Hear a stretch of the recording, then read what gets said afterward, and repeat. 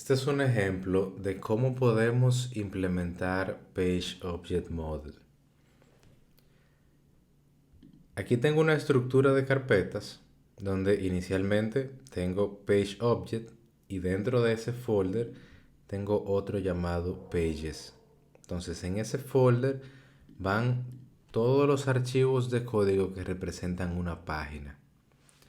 Entonces, el concepto de Page Object Model o POM consiste en que yo creo un archivo de código por cada página y en esa página yo pongo todos los localizadores o elementos web que tiene dicha página.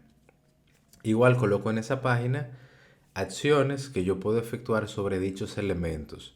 Por ejemplo, si yo creo un elemento que es un botón, yo defino un método para hacer clic en ese botón. Entonces, de ese modo voy a tener de un lado los scripts o las pruebas y de otro lado los elementos. Eso me garantiza tener separado la lógica de los elementos web. Y también cuando un elemento web cambia, yo solamente debo venir a la página principal y cambiarlo, porque todos los casos de prueba van a utilizar el elemento de esa página. Distinto a si yo tengo muchos casos de prueba y en cada caso yo defino el elemento web. Entonces, si ese elemento web cambia, tengo que ir a cada caso de prueba y actualizarlo, lo cual no es una buena práctica ni es eficiente. Tengo una clase base donde yo defino el setup del driver. El driver que voy a utilizar para comunicarme con el API de Selenium. Entonces, acá básicamente yo defino que cuando creo el driver, yo estoy creando un driver Chrome y estoy maximizando la ventana. El teardown es este método que yo utilizo cuando las pruebas terminan de ejecutarse para ya sea cerrar el browser o ejecutar algún código final. Puede ser generar una reportería, etc. Entonces, vamos a ver primero esta página de elementos. Importo las clases que necesito, defino la URL base que voy a estar utilizando y luego yo defino todos los elementos. El primer elemento es el driver, el cual viene pasado como parámetro en el constructor de esa clase. Luego tengo cada uno de los elementos web que están en esa página. Solo he nombrado algunos, no están todos acá los que están en esa página, pero con esto es suficiente para mostrar el ejemplo. Algunos de ellos van a buscar el elemento por XPath, otros por ID, otros por nombre, dependiendo del localizador que estemos utilizando. Entonces, algo que me gusta hacer es que yo defino cómo localizo el elemento, pero yo no instancio todos los elementos en el constructor de la clase. Porque si yo estoy ejecutando una prueba que solamente necesita 5 elementos, yo no quiero instanciarlos todos porque va a ser mucho más lenta mi prueba. Quizás con pruebas sencillas no se note la diferencia en rendimiento, pero cuando hablamos de muchos casos de prueba, sí vamos a tener una repercusión. Entonces yo simplemente defino acá arriba cuál va a ser el localizador de dicho elemento. Pero el elemento yo lo creo acá. Tengo un método que me retorna, por ejemplo, el elemento web Wikipedia Search. Entonces, ese método lo que va a hacer es que va a buscar el elemento utilizando el driver, lo va a buscar por XPath y le va a pasar cuál es el XPath que está aquí en Wikipedia Search. Le pasaría este texto.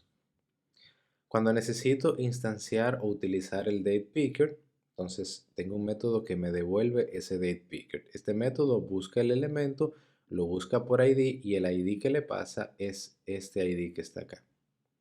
Entonces, si alguno de esos elementos en algún momento dado cambia, yo simplemente tengo que venir acá y cambiar cuál es el nuevo identificador o localizador de dicho elemento. Entonces, para cada uno de esos elementos, tengo definido un método que me devuelve dicho elemento. Esto lo estamos viendo en una sola clase, pero obviamente si yo tuviera muchas páginas, voy a crear una clase por cada página y cada clase va a tener los elementos de esa clase. Y además de esos métodos que me devuelven un objeto particular, tengo también métodos que me permiten hacer acciones sobre dichos elementos. Por ejemplo, tengo un método que me permite hacer clic en el botón Submit. Obviamente tengo un método que me devuelve ese botón y luego lo que hago es mandarle un clic a ese botón que me devuelve.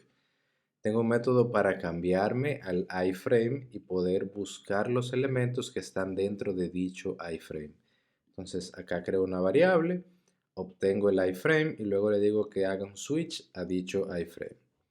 Tengo un método que hace el llenado del formulario de sign up. Primero él se cambia para el iframe porque los elementos web de ese formulario están dentro del iframe. Luego él obtiene el elemento nombre y le manda el nombre que recibe como parámetro. Obtiene el elemento apellido y le manda como texto lo que yo le pase en el parámetro cuando invoque este método. Igual con el teléfono, país, ciudad y correo. Y por último, vamos a hacer un clic en Sign Up para completar o enviar ya dicho formulario. Este método es estático, quiere decir que pertenece a la clase y no a una instancia en particular de la clase. No importa cuántos objetos yo tenga, ese método siempre va a tener lo mismo. Entonces, esa es mi página. Tengo los elementos y tengo métodos que me devuelven dichos elementos y que me permiten realizar acciones sobre esos elementos. Entonces, mi prueba es mucho más simple, mucho más fácil de entender porque tiene acciones muy puntuales y no estoy definiendo acá los elementos web. Simplemente le digo que quiero crear un driver, quiero acceder a la URL base, luego instancio la clase homepage, le digo que espere 3 segundos antes de llenar el formulario para que vayamos viendo la ejecución del mismo y luego invoco el método signup. A este método le paso un nombre, un apellido, le paso un teléfono, un país, ciudad y un correo. Este creo que no lo está recibiendo. Y luego entonces hago un clic en el botón Sign Up. Entonces la prueba es mucho más entendible, mucho más fácil de visualizar, mucho más simple, menos código, porque está separado lo que es los elementos y las acciones de lo que es la prueba en sí. Entonces vamos a ejecutar esta prueba para ver en funcionamiento una prueba utilizando el patrón POM o Page Object Model. Acá está abriendo el browser, vamos a cambiarlo a esta página. Va a llenar esos datos y luego va a hacer un clic en Submit y la prueba termina. Entonces, lo que cambia aquí es la estructura de cómo yo organizo los archivos de las pruebas y cómo yo separo lo que son los elementos web de lo que es la prueba en sí.